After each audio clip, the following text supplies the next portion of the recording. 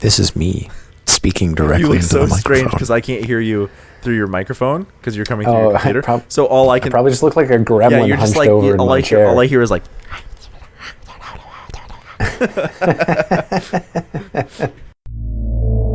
Welcome. You are entering a strange realm. A realm of what ifs.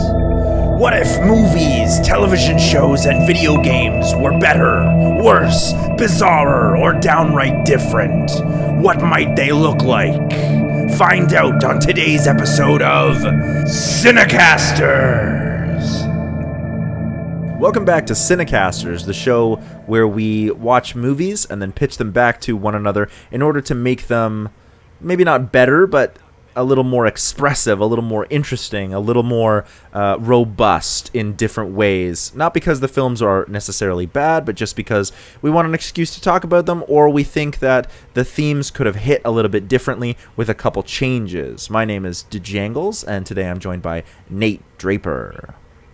Yo, the intros are getting better and better. I liked your intro, yeah. No, you got it. It's like the nuance of trying to evaluate. Trying something. To get away from there's no such thing as bad art, so I'm trying to get away from like, are we making it better, or are we simply like making it our own and just thinking differently about movies? That's really the goal, right? Think differently about movies. Yeah, exactly. And I think so too. That is something we always come back to is just trying to be an active viewer and really try and take the pieces that are there and see them and how they're working together. Yeah, man. I would love if we got a huge audience. Then I'd be able to like talk to people and be like, yo, give me a 1-minute video that's your pitch for whatever movie we just did. Oh, that'd be great. I know. I would watch. Started opening it up to listeners. Yeah. And then at the end, or we could do like a mailbag episode where we just like watch people's 1-minute pitch and then talk about them. That'd be so fun. Oh yeah, that would be fun. Well, if you're out there listening, you can send me stuff at. I'll figure out the email later. I can't remember what it is, but yeah. Or just at me on YouTube. Is that how that works? I don't know. Whatever. Today we're looking at Starship Troopers. If you're out there on Insectoid Planet listening to us, at me on YouTube. Canthaldu or whatever it was. Canthaldu. That sounds kind of like a mixture of Xanadu and I don't know, some place in Indiana Jones. Yeah. But anyway, Starship Troopers, what did you think? I actually really enjoyed it. Okay, so I feel like there's two ways you can interpret this movie. I think we're going down the exact same path. I see you nodding your head. One of them is you can take it quite literally as like a very cheesy 90s balls to the walls action sci-fi machismo movie, or the other is like a satire about military and space and the way that it's sort of filtered through the media and the way that the media then presents that. I feel like you could interpret it both those ways. I feel like it's actually somewhere in between. I feel like the parts of it lean very much. Well, a thing can be two things at once. It can actually be like a multiplicity of things. So I actually did a This Is a Thing on Spaceballs, and I talk about something called the heteroglossia or a heteroglossia, which is the way you can interpret something as two things at once or more things at once. It doesn't have to be one thing. Things are allowed to be more than one thing. You can certainly have your interpretation, but like they can be more than one thing, right? Because I know exactly what you're talking about, and it's so funny to watch this movie.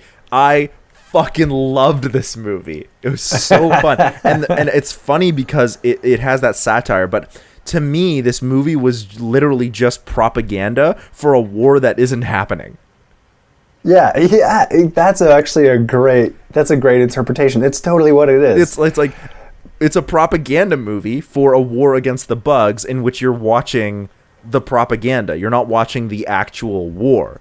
And that's why like we keep getting these like sort of interstitial cuts of like, the games and strategy movement as they learn how the bugs work. Would you like to hear more? And you're just like, that would you like to hear more keeps going. Oh, that's just propaganda. And I like that it's set up like it's on the web. Now you can tell it's like 1990s web.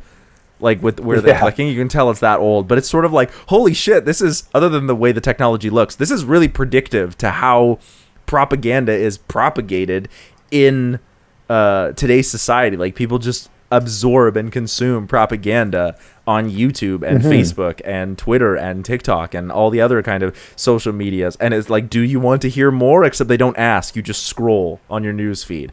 And we haven't even gotten into the actual plot yet. And I was just like, this is so fucking smart.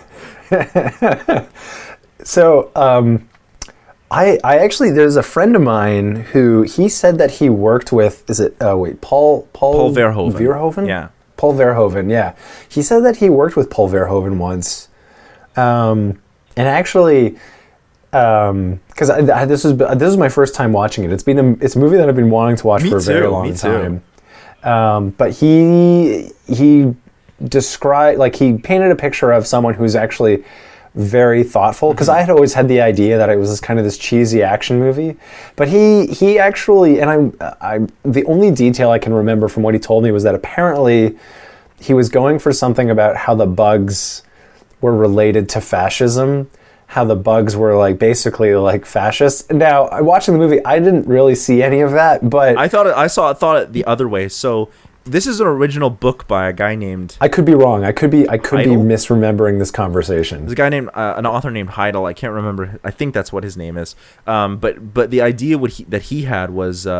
he wrote this sort of like very militaristic thing. So everything that the Federation says is 100% serious in the original book. And Paul Verhoeven came along and was like, I want to do this movie, but I want to do it with satire. So the Federation is actually like, a lot of people claimed in the original book that the Federation was super fascist. People weren't given rights. You had to earn them through combat. So all of those kinds of like mentalities that the Federation has or gives, those were all satired in the movie, but are much more real, much more serious. The way that people talk about the book, I did do some research, but the way that people talk about the book was that it was less of a plot. Like, there is a plot, and it still has that growing up, coming of age thing for Rico, but that the idea was much more a format or vehicle for the author to push their political views. Or maybe not political views, but political ideologies. Like, to kind of say, oh, I want to... this is how I think, like, government should work, or this is how I think citizenship should work, or that the author really thought that people had gone soft in, like, post-war.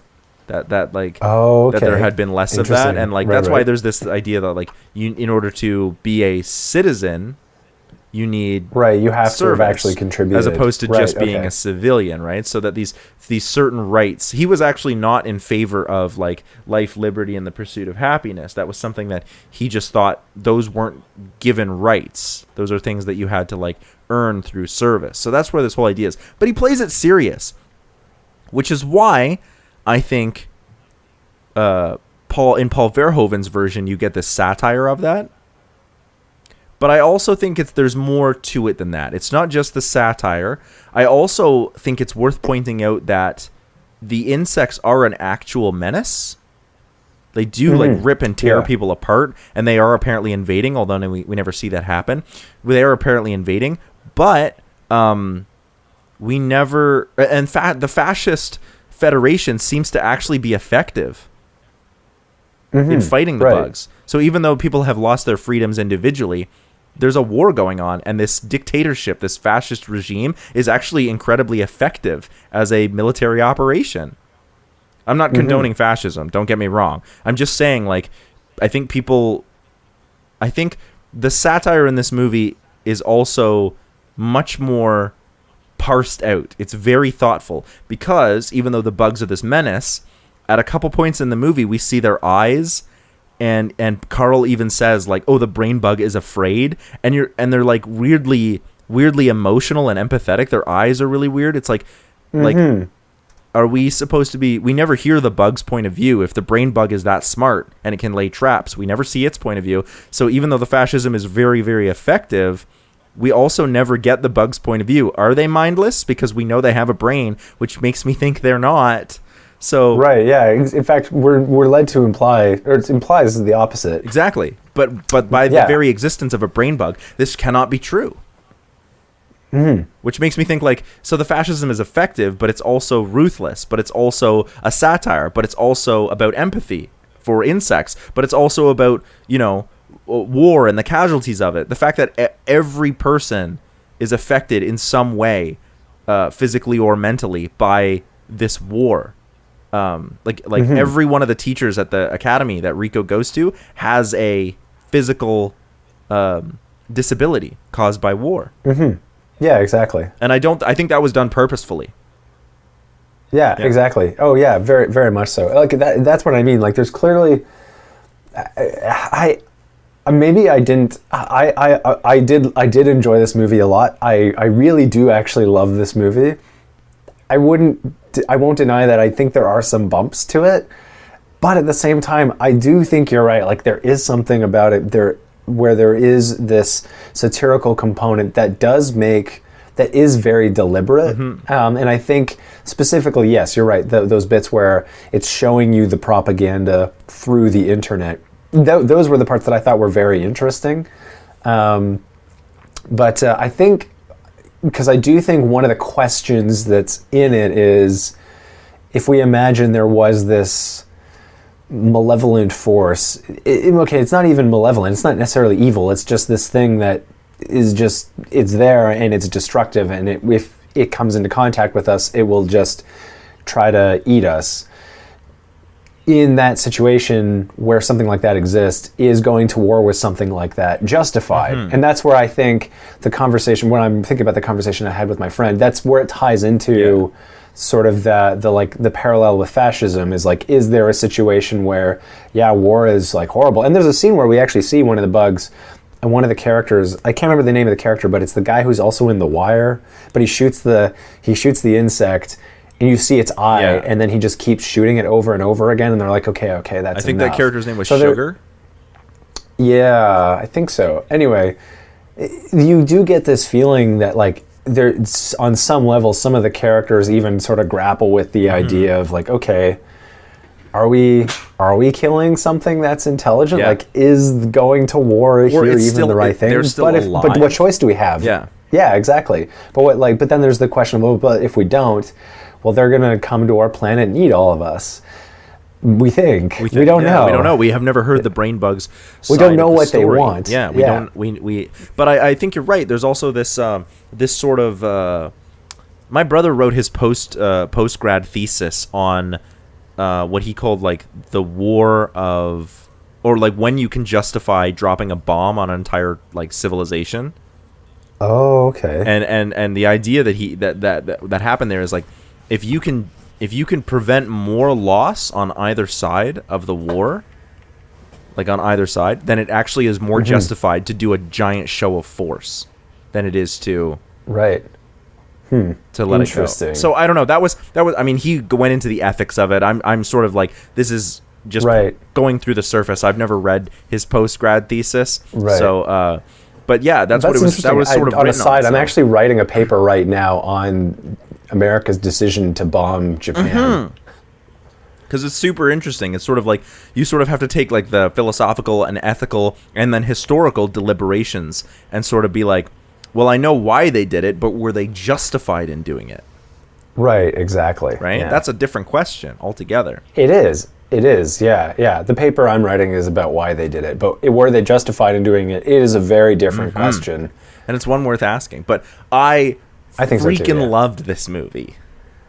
Okay. I actually thought, there's so many things that I loved about this movie, like just how a lot of mecha anime, like anime where these kids are, like, trained as fighters or in Gundams, or I was just thinking Gundam. Yeah. How like, and then you're sort of like, why is the entire, like, planet Earth being given over and, like, protected by 5 high school students in their giant hyper-powered, Megazords?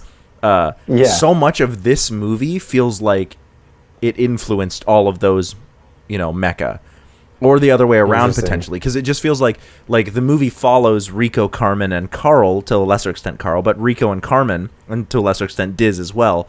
And I'm just like, yo, this feels like every mecha anime where it's just high school students fighting in a war after they graduate. Because I think that's an easy place to be. Everyone knows what that feels like to be in high school. And then when you add war into it, you can be like, yo, this gets really, really messy. But I thought this was just like so fun. There was so many really, really cool things. You can see the book had such a big influence on other media.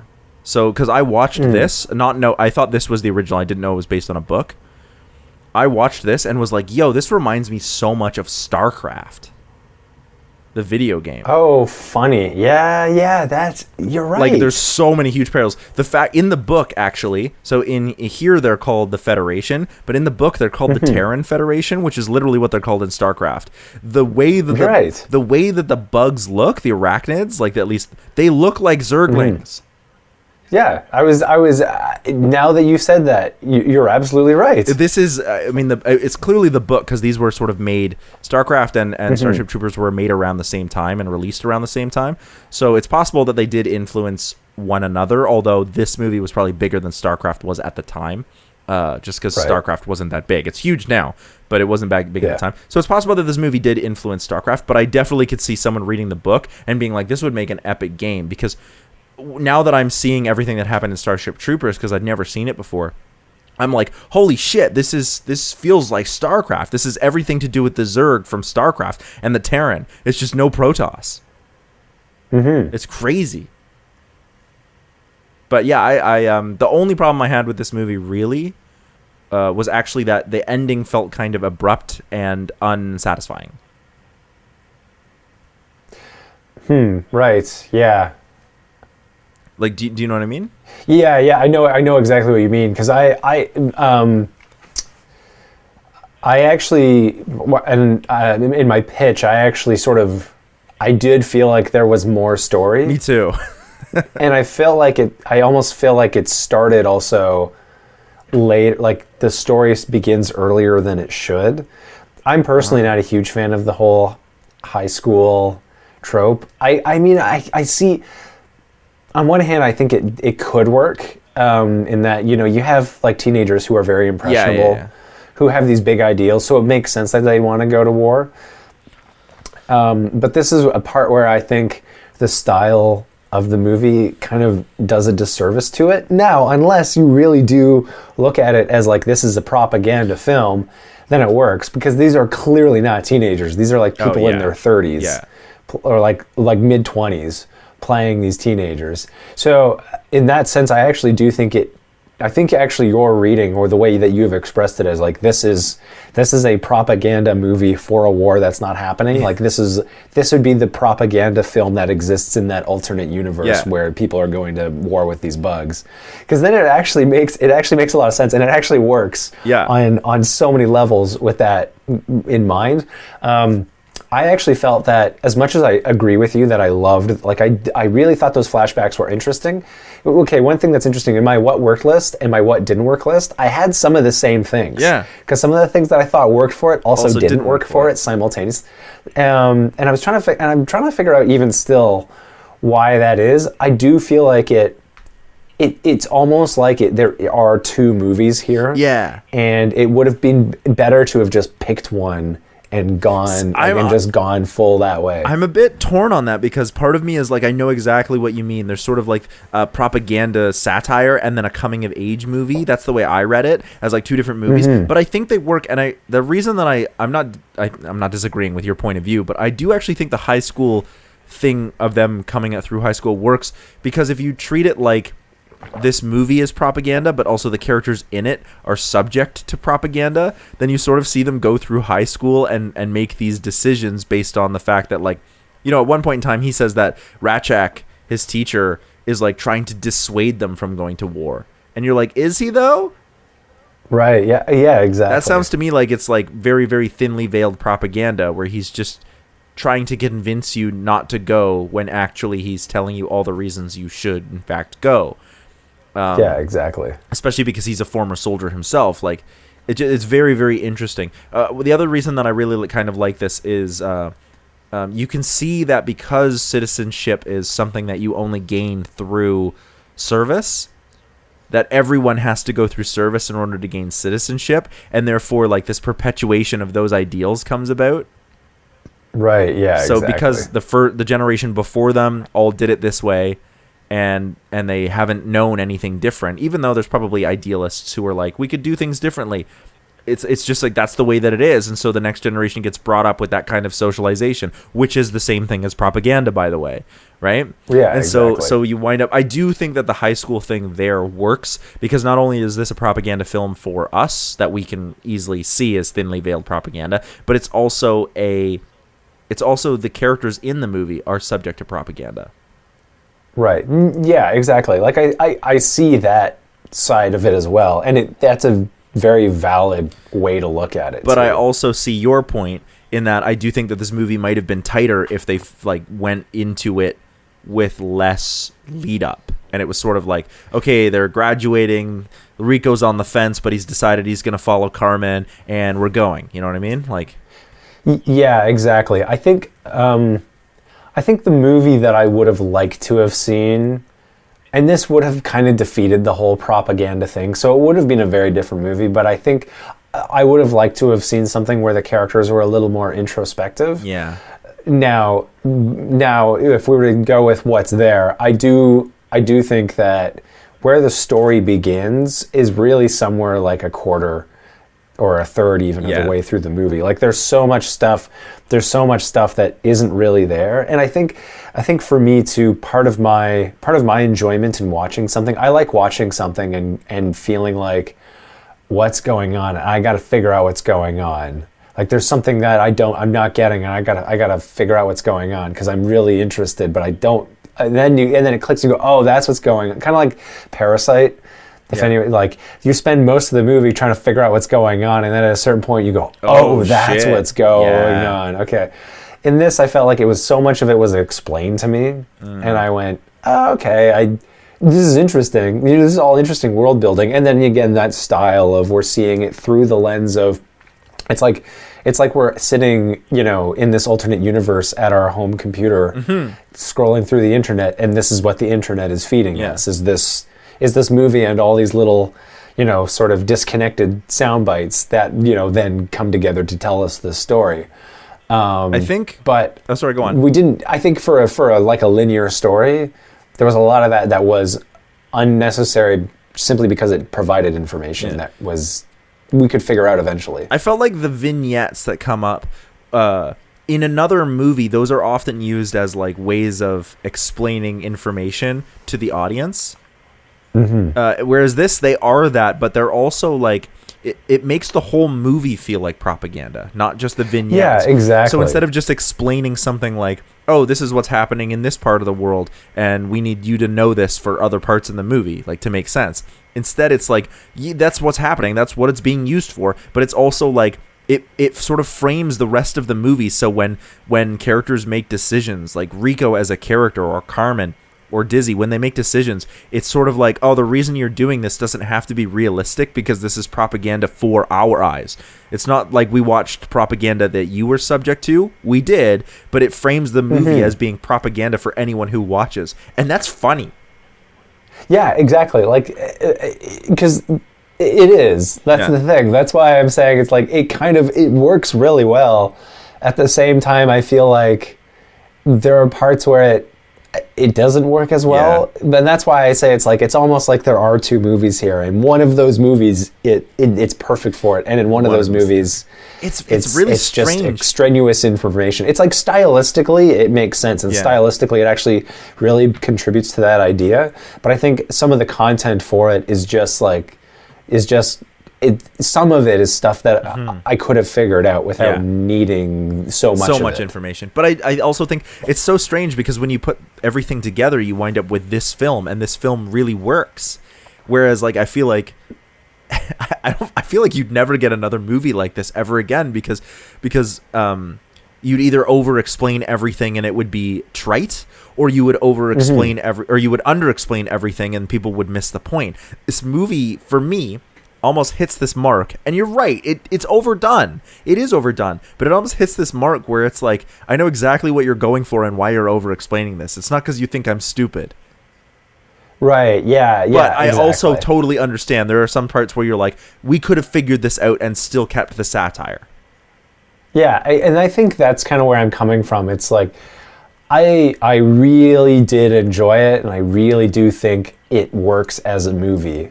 I think there was a way to land on something that had a little bit more depth of character and still retained that satire. Yeah, I agree, and that's what I tried to do in my pitch. This is my darkest pitch ever, by the way. Oh wow! Like really dark, because what I tried to do in my pitch was keep this weird satire, and then it slowly falls apart. Interesting. Like for the viewer, you watch it slowly fall apart, like the propaganda sort of slowly falls apart for the characters as it does for the viewer. But I did some really, really like fun things with it that I think you're going to be like, oh, that's really clever, but also fucked up. Oh, interesting. Mine's actually much more of a like conventional movie. I went with the direction of, because like I was saying, I think one of the things I was feeling watching it was, I wanted to know more about like the internal conflicts of the characters, like wrestling with this idea. And again, like, you just can't do that in propaganda as a movie. Well, that's the thing. Like, if we look at it as that one way you can read it, it makes sense that you wouldn't have that, and it would actually be detrimental to that kind of a movie. However, so it really is. This is a movie that to me was very difficult to pin down because I had kind of conflicted feelings about it, because at parts of the movie I was going like, oh, really? Seriously? But at the same time I went, but also I feel like it's intentional. Like, I don't feel like this is bad filmmaking. Yeah. I feel like any time where I was rolling my eyes, I was like, wait a minute. I actually think there's still something to this moment. So for example, like at the very end, Neil Patrick Harris goes, oh, the bug, it feels fear, and everybody cheers. Yeah. And I was like, that's sort of a strange reaction. Yeah. But then I was like, okay, well, and now I'm thinking about it now with, okay, well, wait, if this is a propaganda, like, it makes sense. Like, they would sort of, it's they would be afraid of us. We're winning. They would be reacting. Yeah, they would react in a way that's kind of bizarre and machismo, and be like, and just to show off their victory. Yeah. So, like I say, there really, like, I think there are two very valid ways to read this movie as it is. And the one that is more interesting is that it is a propaganda movie. I don't think it's more interesting. It's just this movie is a multiplicity of, it's almost like undefinable, and that's what makes it so great. Yeah, okay, yeah, there you go. Yeah. Because one of the things that I noticed is that I often felt like the actors were overacting. Well, exactly. Except it works. Like, I was invested in Rico's story, despite the fact that I was like, this is this machismo bravo, and then Carmen is this sort of girl next door, but is also this like sky captain of the stars, and is like, you know what I mean? And you're just like, none of this is realistic, and none of them are particularly like amazing actors or actresses. In this movie, I haven't seen a lot of their other works, but in this particular, and yet I'm invested. I'm 100% invested, because something about this overacting works within the way the action is framed. And yet the bugs feel like a real threat. They're violent and terrifying. Yeah. Well, and even the way the violence and the gore is done, like, it's over the yeah. Even though it was over the top, it still fit, and it makes them almost even more terrifying. Like, we watch people die, and it's sort of violent and gruesome, and you could almost recut this as like an alien horror movie. And it might be like cheesy alien horror movie, but for some reason the action feels involved because of how this movie works. This movie is one of the most interesting and bizarre movies we've ever done. It's both dumb and incredibly smart, and terribly acted and purposefully done, and with cheesy effects that are also absolutely perfect. Yeah, exactly. Like that, I think that's what I was trying to figure out. Like how much of this was intentional, and I think a lot of it was. And especially now that we've talked about it more, because even like I said, even while I was watching it, I was like, wow, that's like this is way over the top. But I would always go, it does seem to fit. Like I do get the sense that this was intentionally done. I think part of the cue to that was the fact that you're watching kind of like a movie within a movie. Yeah. Through these like news clippings, and even in the way those news clippings are presented is very much over the top. I think before we get into our pitches, we should just go through like some of the things we like super liked or super didn't like. So do you have any like quick likes or dislikes?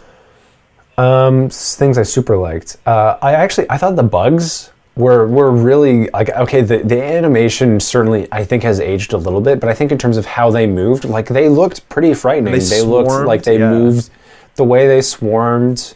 I thought that looked really good. Now I have another note here. Things I didn't work.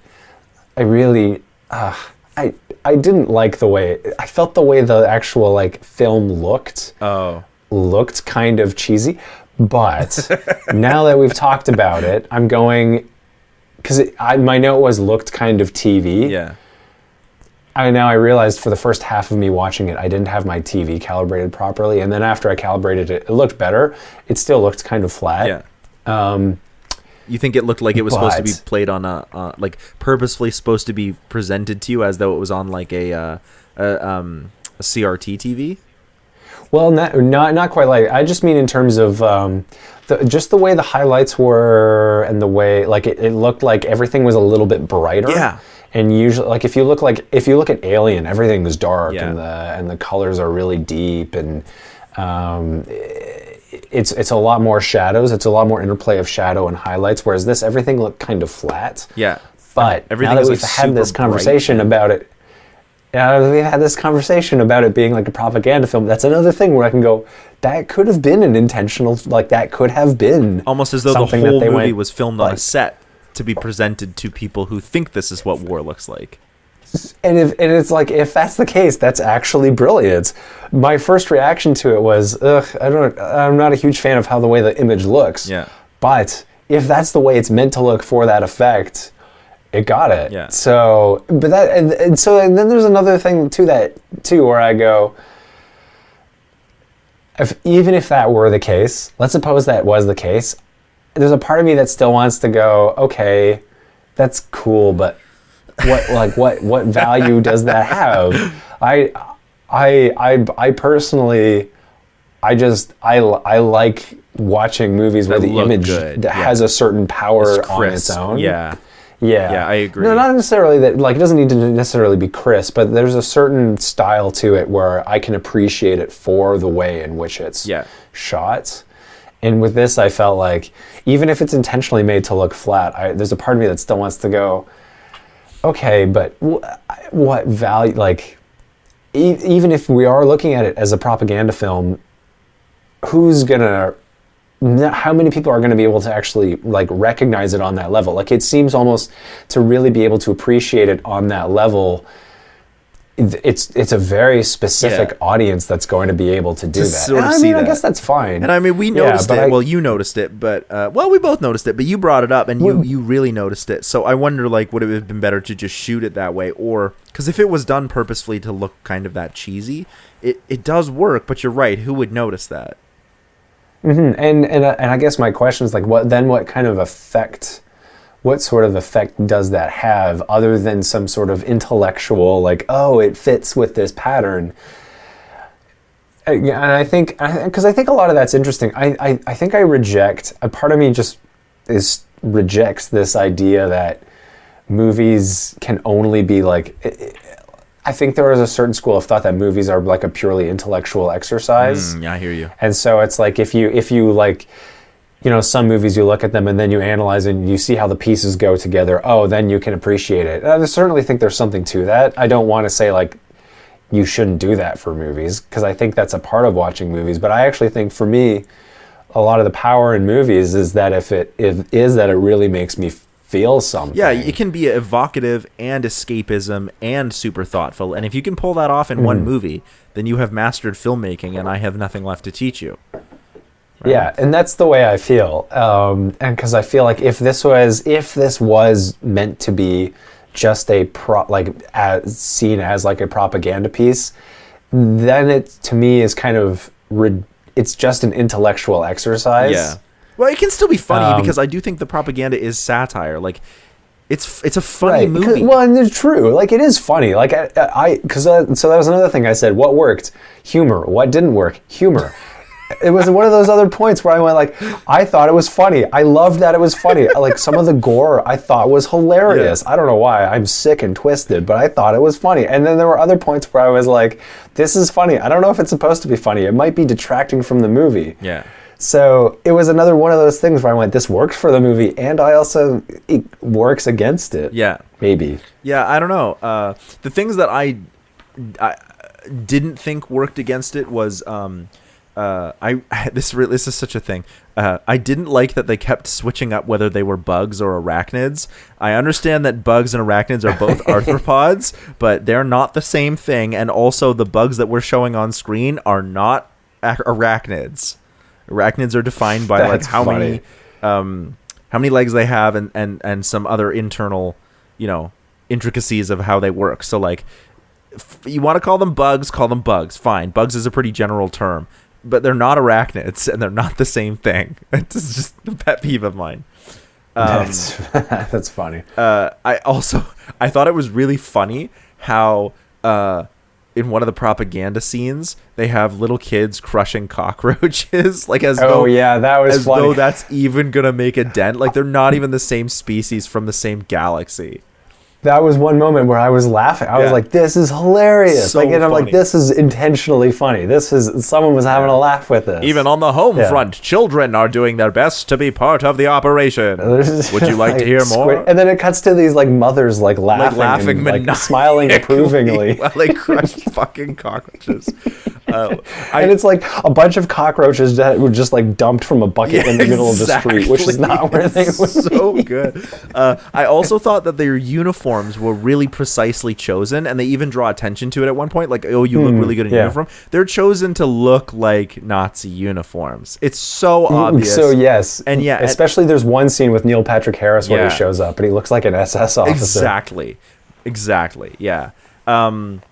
I actually, this is a problem that I had with the actual movie being made. Like, it's probably my biggest problem with this movie, other than the fact that it doesn't feel like it ends. And that's that sometimes I had trouble telling which old white person was which. And I know that sounds terrible, but there's a lot of old dudes that are mildly balding, and I was like, wait, who is you? I have no idea who you are. Am I supposed to know who you are? There's just a lot of white old dudes that have balding hair. And when Rashak, what's his name? Rachak? Yeah, when the teacher showed up again at the end, I didn't realize it was him until somebody was like, yeah, we're Ratchak's roughnecks. And I was like, oh, that's the teacher. I just thought he was another commander. I was like, because there's a lot of old white dudes that are balding, and they all have command. Yeah, it's true. It's true. The question with this is that itself even an indictment on how military works? Well, exactly, right? That could be another thing where you go, well, maybe that was an intentional choice. Maybe that's why there's just a lot of old white dudes who run the military, because that could be 100% an intentional choice. I actually think that in this case, it's not.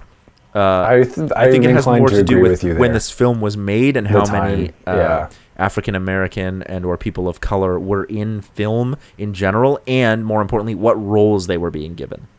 Yeah. No, I'm inclined to agree. Yeah. However, it could be seen as another thing where you're sort of like, maybe because white people were all the people running, old white dudes were the people running the military, and still are to some extent. So, yeah, that was my big thing. But I think we should try and get into pitches now. Yeah, that sounds good. Also, I will say the brain-sucking scene was pretty fucked up. Oh yeah. That was great. That's what I'm saying. Like, you could recut this as a horror movie, and it would look really, really weird. Mm-hmm. But it would work. Yeah, exactly. Yeah. Yeah. There were just some like there were some moments in it where it did go into that like cosmic sci-fi horror like alien. And actually in that moment in particular where the thing like the tentacle comes out of his face reminded me a lot of the little mouth in Alien. In fact, actually, because then it's got slime on it too. Shit. And I wonder how much of that was done purposely to be like, we're gonna do the alien thing as the proboscis comes out of the brain bug's orifice. Mouth. Yeah. Yeah. I don't know if mouth's the right word, but out of its frontal orifice, this proboscis comes out, and that's kind of really spooky. Like, you can see the brain matter being sucked up into its face hole. Yeah, but and the other thing, it's covered in slime the same way as in the Alien. The little mouth is also like slimy and horrifying. Dripping. Yeah. Whoa! So, there was definitely, I think, some Alien influence there. Oh, for sure. Oh man.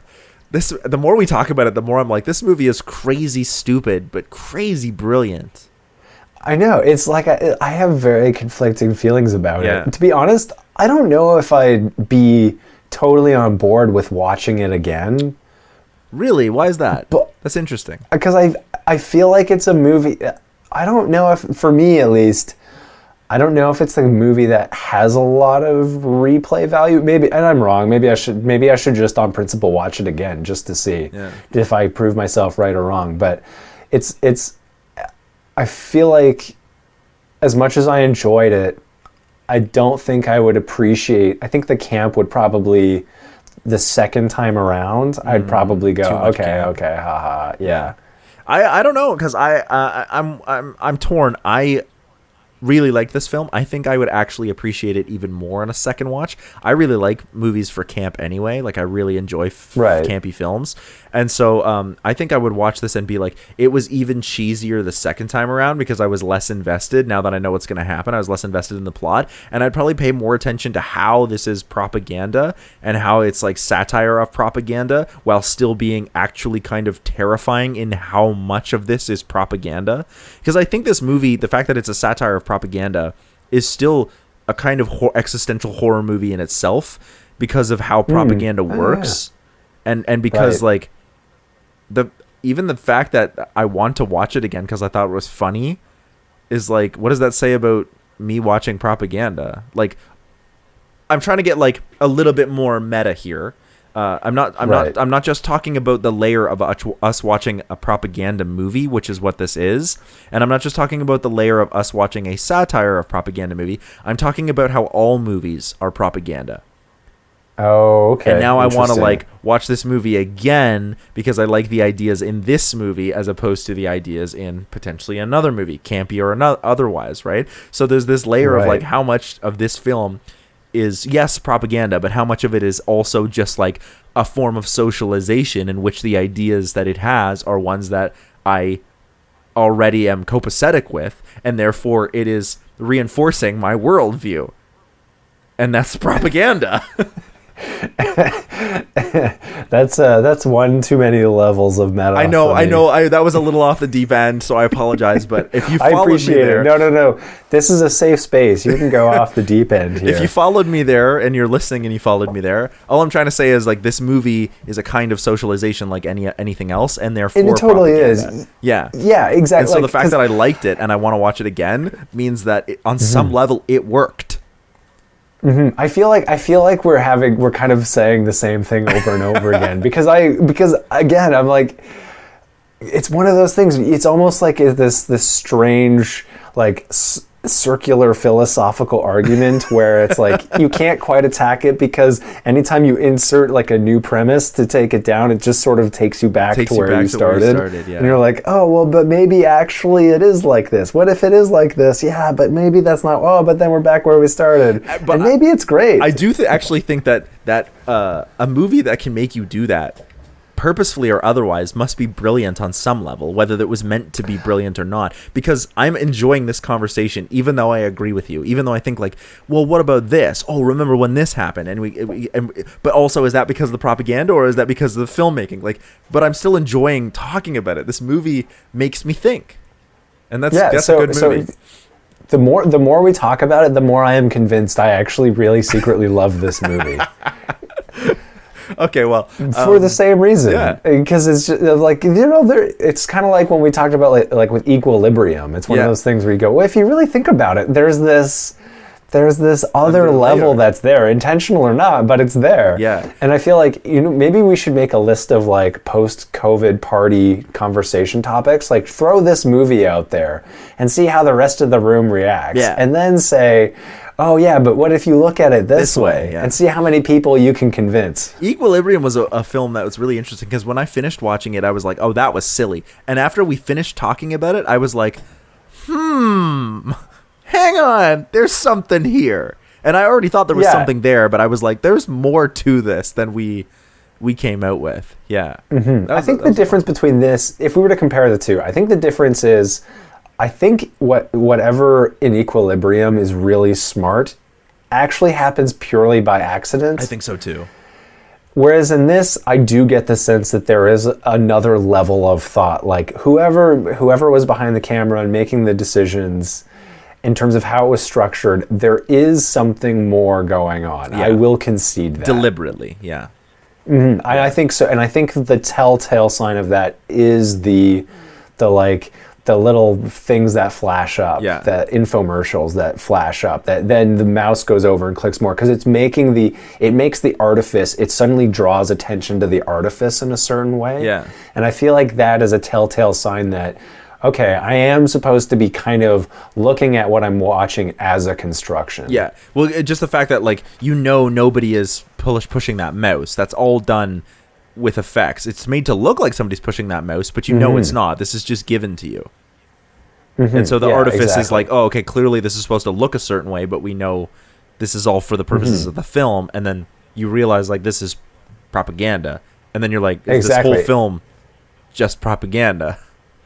Exactly. And that's what I mean by, like, showing, like, the artifice becomes apparent, where it's like, by showing you the mouse going, okay, what I'm watching is it kind of being filtered through another medium, let's say, like the internet. And that, and then, okay, there's like a Marshall McLuhan thing in here now, too. Let's talk Marshall McLuhan. So, like, again, there's, the more we talk about it, the more we're, like, uncovering that there's stuff that's clearly there. Oh, yeah. Oh, man, we could just go on and on and on. Yeah. I was even going to bring up the wipes. I love the cheesy wipes. They remind me of Star Wars. Oh yeah, I thought that was an homage to Star Wars too. But yeah, stuff like that's fun. So fun. We should get into pitches. How was your pitch? Like, are you feeling good about it? Mine's good. I want to hear your. Like to. Why don't you go next? Okay. Because I feel good about mine. Mine's. I took more of a conventional approach. I kind of imagined mine kind of like. That movie Annihilation that came out 2 or 3 years ago? Yeah, I know what you're talking about. 4 years ago. I'm thinking sort of tonally kind of like that, where it's a little bit more methodical and reflective, I suppose, in a certain way. Yeah. So I'm saying, it's like about the character's internal state and them kind of witnessing this all this stuff going on and trying to figure out what's happening, how they feel about it. So mine gets really, really dark, but do you want me to go first? Is that what or do you want to go first? No, I was saying I'll go first. Okay, why don't you go first then? Okay. Yeah, I'll go first. Yeah. So mine is sort of told, it is retrospectively. Basically, it's an interviewer who's gone to the house of Jenkins, who is the Neil Patrick Harris character. Okay. So in mine, I've actually turned him into the main character. Interesting. And it's him he is in exile. And this interviewer has showed up. This is the first time someone from the outside has been able to come and spend a long time. He's a political exile. To go and spend time with him to, like, talk about this specific event that happened. So we go to the invasion of one of the bug planets, and it's one of the ones that happens in the movie when they show up and they're like, oh, they were wrong about this, and they totally get wiped out. And so it's that invasion, but it's afterwards. Jenkins is able to land on the planet, and he's surveying the battlefield, and he's walking along the battlefield. And I was thinking a lot of it would have voiceover, but you basically, it's his thoughts, and he's explaining that he's unhappy with the Federation. And he's unhappy with the Federation because he feels like as this war is going on, the Federation is becoming more and more powerful. And so he is worried that democracy is fading. And he signed up in the army initially because he wanted to be a citizen, but now he feels like his sort of ability to contribute to something that's democratic is slowly being taken away from him by this Federation that's using the war as a way to justify having more and more power. And he also believed that, like, okay, we have to fight a war against these bugs because if they don't, they're going to wipe out Earth. And he's starting to question that. So he now oversees an operation to capture the hive mind bug. That's why they're on this planet. So he oversees this next mission where his friend Rico, so that's the main character in the original, has to go and capture this command post. And it's basically the scene that's in the movie. They show up at the command post, everyone's dead, but then there's this one general who's still alive, and he's gone mad, and and in my version, he's delirious, and he's scared, and he's not making any sense. So, but they got to secure this command post, and he keeps talking about how, like, all the bugs were, like, getting into our minds, and he describes something that's like very terrifying. Anyway, like in the movie, it's a botched operation, and they lose the command post, and in the process, Rico's killed. So Jenkins is like feeling guilty because he basically sent his friend Rico into this battle and wasn't going to make it back. And so it's him and Carmen. So Carmen's in my version, and they're friends, and Carmen's kind of like his confidant. And they both have conversations about the war that's going on. And so he's telling Carmen, like, after Rico's funeral, like, he feels bad. And she's like, no, it's not your fault. Like, we have to fight this war. And he goes, yeah, but I'm not so sure. Like, we believe that, like, we have to stop them because if we don't, they're going to wipe us all out. But I'm not sure that this is actually... that's actually true. I'm just starting to question that. But she's like, no, we have to do it. Like, you remember what they did. Like, they sent that meteor across space and wiped out Buenos Aires. Like, we have to stop them. And he goes, yeah, I'm not convinced. Anyway, Jenkins is now, throughout this process, he's in communication with friends back on Earth who are telling him about how the Federation is taking over and how they're losing some of their rights as citizens. And so what he tells his friends in this scene is he tells them something very different. He tries to tell them, like, I know but like the war will be over and we just have to be united right now. So he's clearly conflicted, but he tells his friends back at home, no, we have to, like, I know I don't like the Federation either, but we have to, like, fight this war because otherwise we're going to be defeated by these bugs. Anyway, Jenkins and Carmen are part of this operation to capture the hive mind bug. They capture it, and it's successful. So throughout this whole process, the other thing I wanted to sort of show hints at is how there's ego and rank within the military. Because this is something that does come up in the movie, actually, and does seem to me to be a deliberate part of the movie, is like people trying to climb the ranks in the military and how that's contrasted against the bugs, which don't seem to have some kind of sense of hierarchy in the same way that humans do. And so that was something I do want to draw attention to in this, is how there are human military people who, you know, for them, a part of this is also about status, and how that is in contrast with these bugs that don't seem to have that same sense of hierarchy. So they take the brain back to some, like, space station to analyze it. Now the movie kind of becomes more like Arrival.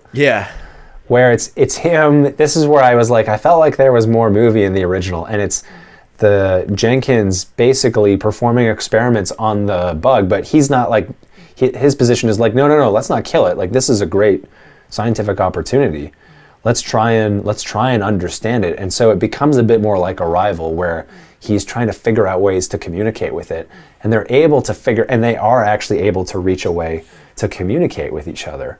And what he discovers is that, yes, indeed, the bugs, they don't have the same ability to distinguish identity. Yeah. So in the hive mind, they actually have one collective consciousness. The hive brain bug, that's the central brain. If you kill it, they'll at least the ones on this planet or the ones that spawn from it will die. But they are all extensions of it, essentially. They all react as one entity. And so it can't understand this how he's talking to one person who's different from another person. So that's kind of the basis of their conversation, is it thinks it's talking to humanity as one thing, and he's going, no, I'm different. I'm unique from all these other people. And the bug has a hard time trying to understand. That's really cool. Really cool. Anyway, while this is going on, we have the whole thing on Earth, Federation taking more control. So then we get into the meat of it, and Jenkins asking the bugs why they attacked Earth. And the bug basically explains that they're basically bugs that they're just trying to survive. Yeah. And they are an entity that will go and they will eat and eat and eat, and then they will keep going and eating and eating and eating. It's not some malicious, we got to take over. This is just what we do to survive. And then he discovers there's actually a different story to the bug's origin, and that the bug's homeworld is actually not the bug's homeworld. It was another alien species before them. Oh. And what happened was this alien species was at war. There were different factions that were at war with each other, and one of those factions tried to develop a biological weapon that was this parasite that they could put in.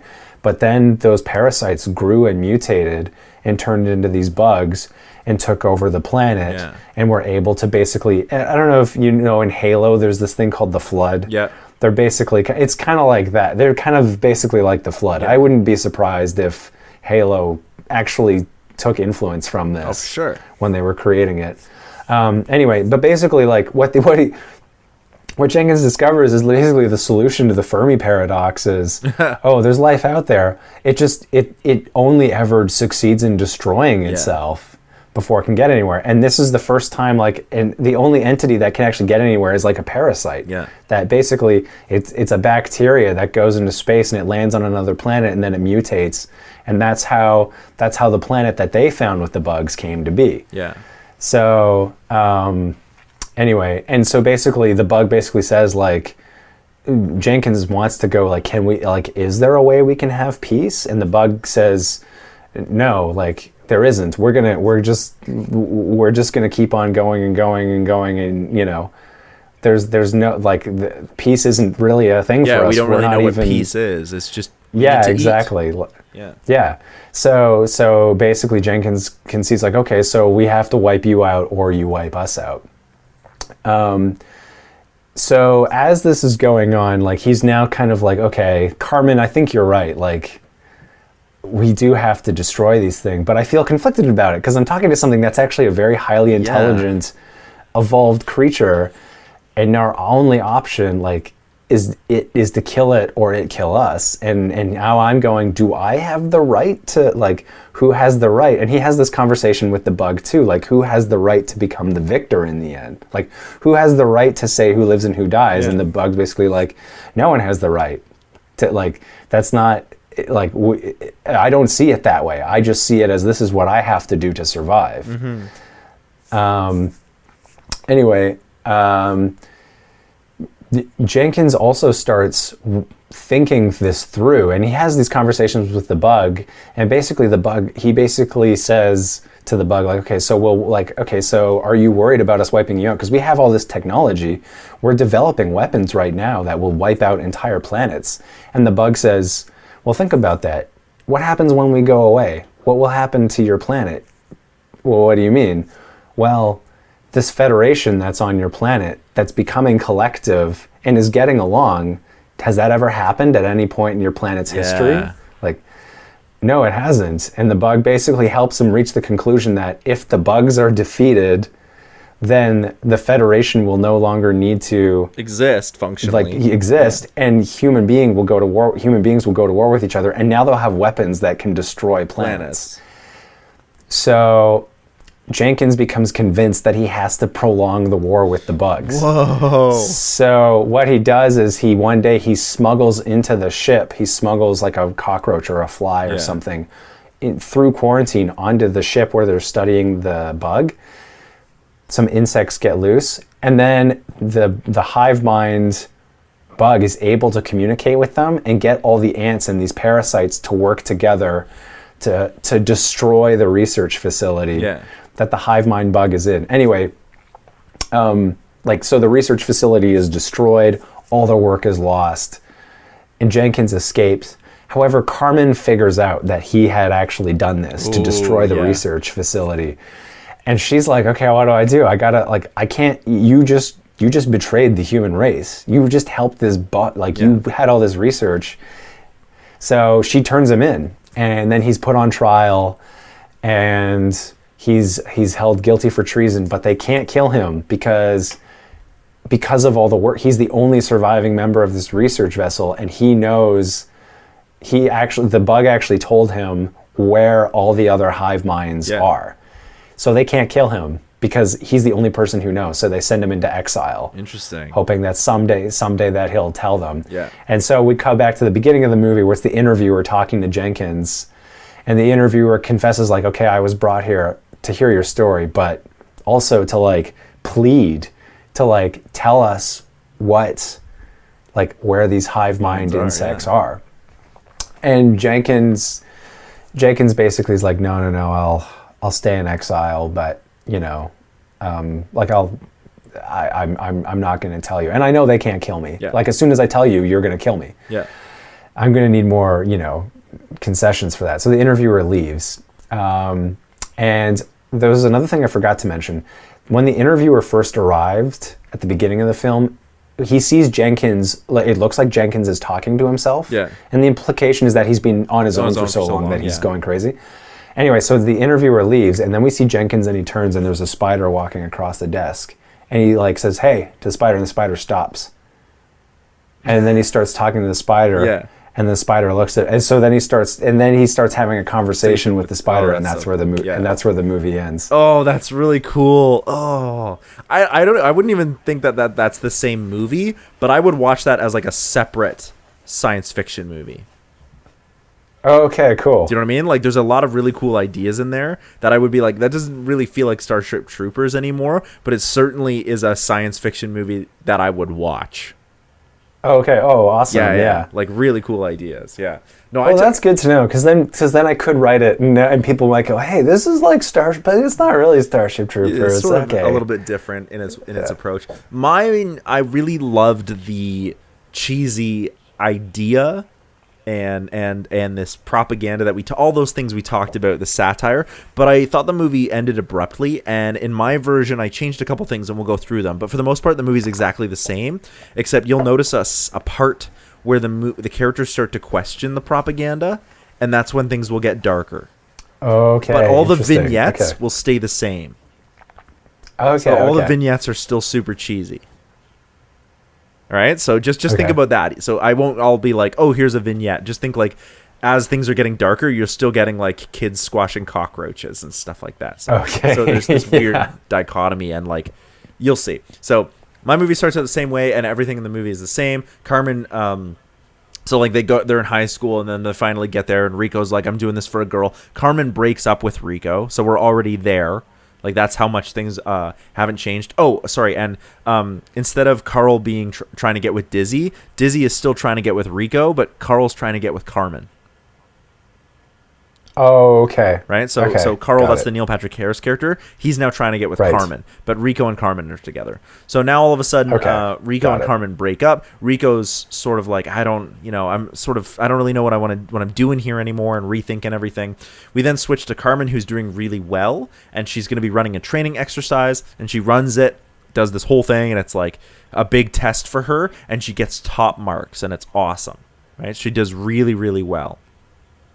So Rico's given command of his unit, winds up with that dude gets killed, and we actually see that a lot of recruits, this is their first time seeing blood, and they're leaving. It's not just the ones who were involved. It's like a couple of recruits, like more than just 5, 10, 20, maybe 100 recruits are starting to leave. And we also start hearing that other recruits are also sort of getting weak stomachs and cold toes because they seeing some action and being like, oh shit, right. like this is not what the propaganda sort of told us. This is crazy. Right. And the commanding officer is like, this is what the bugs do to people. This is why we fight. And some people are like, oh, okay, I get it now. Other people are like, conscious, I can't do this. And Rico, or Ace even comes to Rico and is like, hey, it's okay if you want to think about leaving. I'm even thinking that maybe this is something that's not for me. And Rico's like, I think I'm gonna bail. Just everything's really fucked up. But as Rico is preparing to leave, the city of Buenos Aires is hit by the bugs. And this leaves Rico devastated, and he's more invigorated, and he joins up, and he's like gonna do it all. And then they finish the academy, and Rico and Carmen meet up, but he's far more cold with her. Oh, okay. So instead of just being like, oh, it's so good to see you, he's like, no, I joined for you, and you broke up with me. Like, you knew that's why I was joining. And so now that Buenos Aires is off the map, like, that's the reason I'm here, but I want you to know, like, you broke my heart, and that was not okay. Like, so once Rico, and like basically the city was wiped out as well. So once Rico sees some action, the whole thing that happens with the bugs the first time he sees action, he's like, holy shit, like this is nothing what we prepared for. These bugs are crazy. And he gets hit. However, he's pulled out of the battlefield by the Roughnecks. And because he survived his first assault, which is something that turns out most troopers never actually do, the first assault with the bugs, he gets assigned to a new group, which happens to be the Roughnecks. So in the Roughnecks, also Dizzy is with him. In the Roughnecks, their training is more trial by fire, but they've been around for a while. And what ends up happening is he realizes that training the troopers, like basic training, is actually grossly inadequate. But he learns a lot from fighting with the Roughnecks, and they use different tactics that they've honed over time. And this sort of like makes Rico think about Carl. Oh, by the way, they still did their pact. Rico, Carmen, and Carl did their pact. Okay. Got it. He sort of makes Rico think about Carl, and he's like, yo, if they don't have time to train us, what the fuck are they doing at Games and Strategy if they're not learning about the bugs and then applying those into how we train troops? Sort of makes him think about that a little bit. So at this point, we switch back to Carmen, and she finds out that Rico is supposedly dead. We know he's not, but she thinks he's supposedly dead, and she's actually like feeling really guilty because she was sort of the reason he joined up. Then she broke up with him, and now he's dead, and it's kind of her fault, right? So there's a bit of more introspection, right there. So she is feeling a little guilt over that. So the Roughnecks get a distress call, and they get the go-ahead from their superiors to go down to Outpost 9, and the Roughnecks go there, and the Outpost thing happens the same way. Diz winds up dying, and Carmen is the pilot who comes down. She finds Rico, and she's like, oh my god, I can't believe you're alive. Like, I've never been so relieved. Like, and she's like sort of pouring her feelings out, and he's like, no.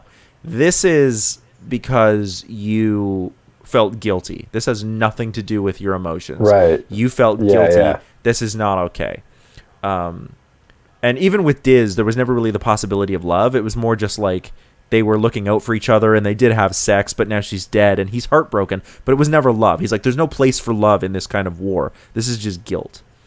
So when they're doing the funeral for Dizzy, Carl shows up and basically says that they knew, or at least thought, that the outpost would be a trap, but they're glad that it was. The reason they sent the Roughnecks in is because they wanted to see if they could spring the trap, because it means that there is a brain bug.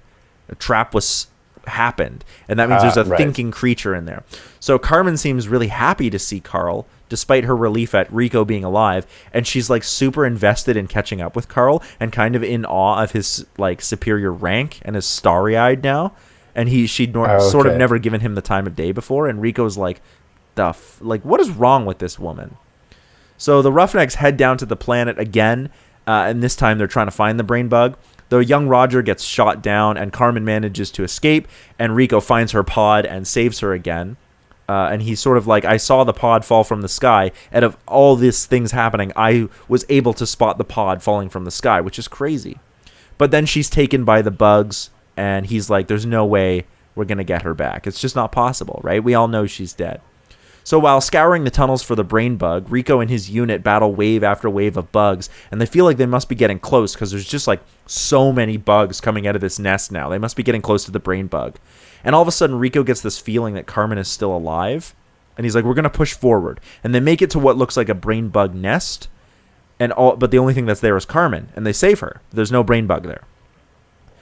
And so they're like, okay, we didn't find the brain bug, but we did manage to rescue Carmen. So they start making their way back to the surface, but Rico notices that there's a distinct lack of bug corpses on their way out than there was for how many they were killing on their way in. He's like, that just seems strange. Like, I felt like we were killing hundreds, maybe thousands. And on our way out, there just seems to be much, much less than what I felt like was coming at us. But they did manage to get the brain bug another unit, and they brought it back to a lab where Carl is going to keep working on it. And so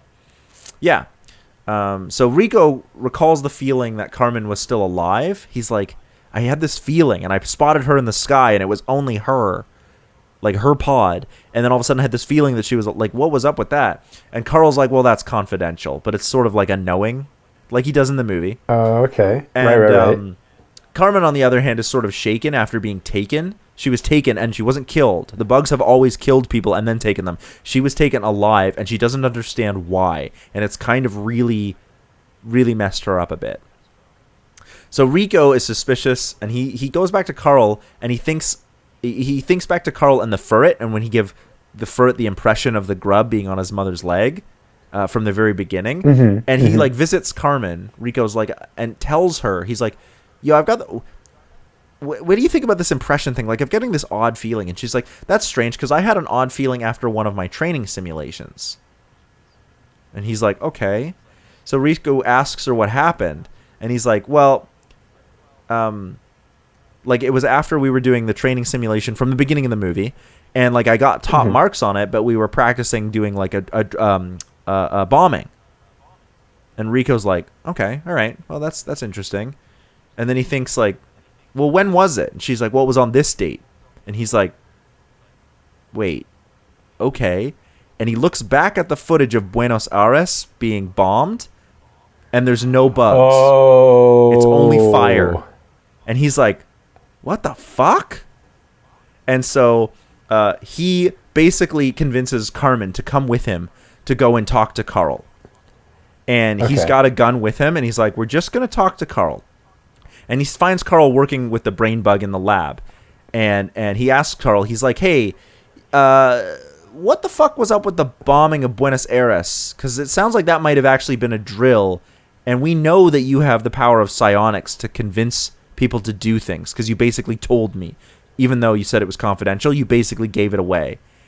And so it turns out, Carl basically reveals that what was happening is a lot of people that had...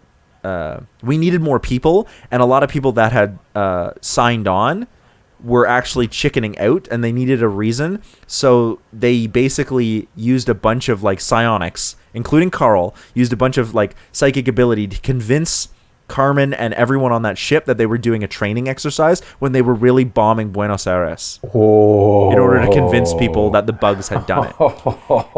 And Carmen is now freaking out because she basically was tricked into piloting the ship that killed millions of people, including her own parents, family, and friends. And it also turns out that Carl had quietly removed his parents and family before the bombing began. So Rico then tells Carl, like, yo, like, how the reason he's figured it out. Rico's like, the reason you wanted me to save Carmen instead of going after the brain bug is because you have this obsession, this selfish obsession over saving Carmen. You want her for yourself, and that's why it's always been about this. He couldn't let it go, and so that's why instead of finding the brain bug, he pushed Rico to go and find Carmen, and made him think he was getting closer to the nest by giving him the impression they were killing more bugs than were actually there. Right. In order to try and save Carmen, yeah. And he could basically make anyone do something psychically or believe it psychically. So Rico is furious, and Carl doesn't deny any of this, and Rico pulls out his gun and is gonna shoot Carl, but Carl makes Rico think that he's invisible. And so he can't see Carl anymore. And he's like, but that's fine. And instead he grabs Carmen and shoots her in the leg because he knows how much Carl wants Carmen. Right. And all of a sudden, Carl reappears, but instead Carmen transforms into a bug, one of the bugs. But Rico is like, no, I'm not falling for your tricks. And he holds onto her and threatens to shoot the bug again, knowing that it's just Carmen. And it is just Carmen. It's just Carl fucking with Rico's mind. Right. Yeah. And so finally, they're at a standoff. Neither of them can move, and they keep moving around each other. And he knows that Carl can read his mind. And he steps forward, and Carl moves out of the way. And finally, he steps forward, and Carl moves back. And he moves back right in front of the brain bug, where the brain bug's proboscis goes right into Carl's head. And instead of eating it, what actually happens is the brain bug begins to use Carl to talk. And it explains that it was hoping to use Carmen to communicate, and that's why it took her alive. But it's had a chance to sort of understand humans now. But it was hoping to use Carmen to communicate because it thought that, like, because it's female, it was like, I thought that maybe using a species of your female would actually, like, communicate better because it sort of understands how much gender is entrenched in human society. But it's like, this one is going to have to work anyway for now. And it basically explains that the bug is a psychic creature like Carl, but not quite in the same way. Instead, it can basically see all of time and space and uses that to control like lesser bugs. And it can also see into the future. And what it found is that as humans spread out, they exploit resources, pollute planets, and are destructive. Everything that the humans thought the bugs were. And it saw the destruction that would be caused, and all the bugs do is like, all they want to do is like breed, and they just use resources to sustain themselves. But they don't really need anything more than that. But it saw the threat that humans were. And basically is like, just think about what Carl just explained about all the things it did in order to try and justify war, including the bombing of Buenos Aires. And like, that's why we needed to stop you. And because of all and it's like, I even foresaw right up until this point that it would happen. And I know what's going to happen now because you're going to help me escape because you know I'm right. And Rico is like, I do know you're right. And he drops the gun and goes to help the bug try and escape. And while he's doing this, that's all fine. And he manages to get the bug all fine and escape. And the bug even like takes the proboscis out of Carl and is about to like fly. I'm assuming it has wings now. It has wings in my version. Right. It's about to fly away. And Rico turns around and he sees that where he dropped the gun, Carmen has picked it up. And she's basically like, I can't live with the guilt of everything that happened. And she blows her own head off. Whoa. And Rico is basically left looking at the friends that he made a pact with, Carl, right. And he's basically left looking at their bodies, one with no head and one with their brain sucked out, and is sort of like, if this is what we do as a destructive society, I kind of think we should be wiped out. And he lets the bug go.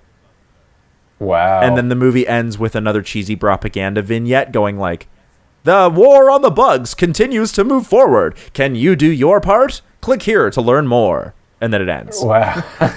Nice. Yeah. Nice. That was excellent. What I wanted to do was play with this idea of the cheesy propaganda, but sort of, and keep the facade so that the movie is still telling you this is propaganda, but you're getting this darker and darker theme as Rico and Carmen start to figure out what the fuck is actually going on.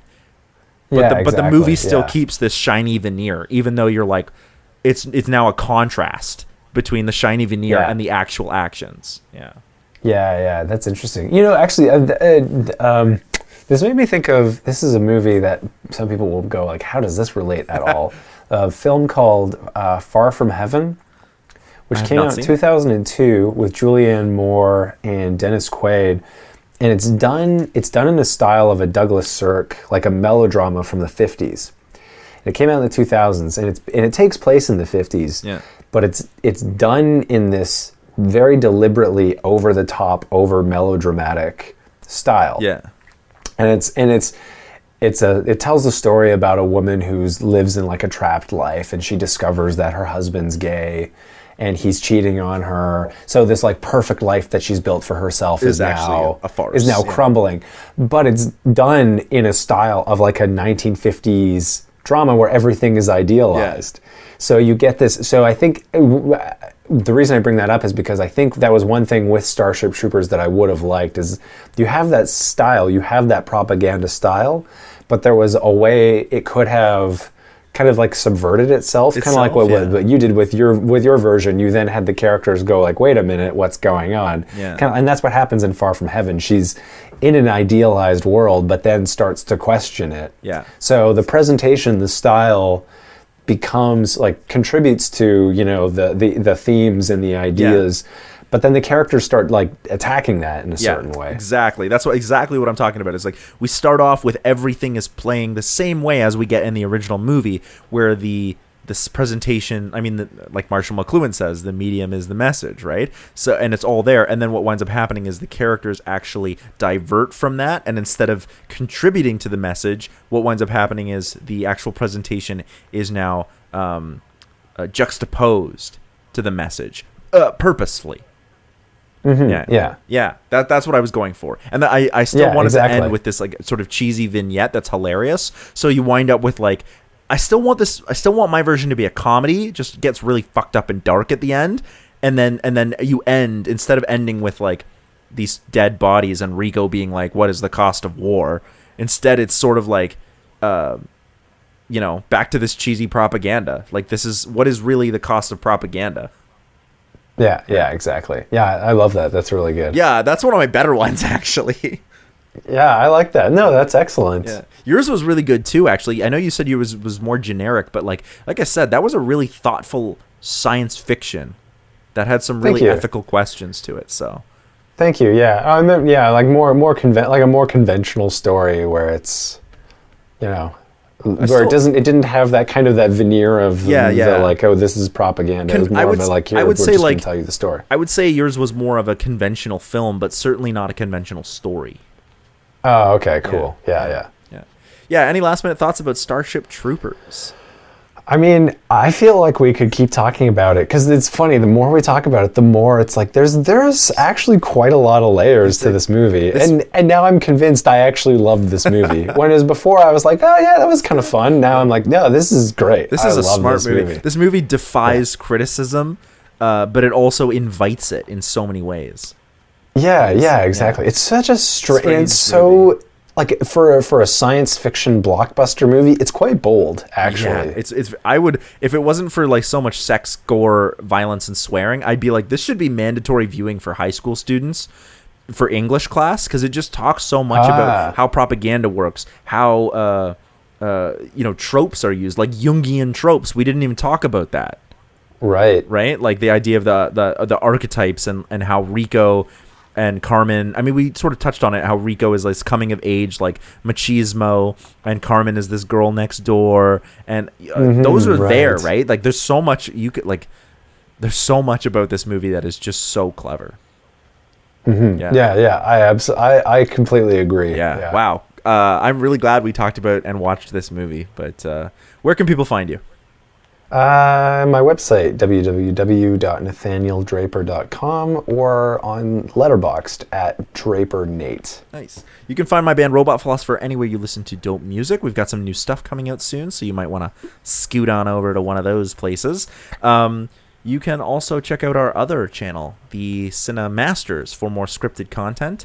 And stick around here for more awesome episodes like Equilibrium or The Matrix or any of the other sci-fi stuff we did. So basically what I'm trying to say is, do you want to hear more? Take it easy. The answer is yes.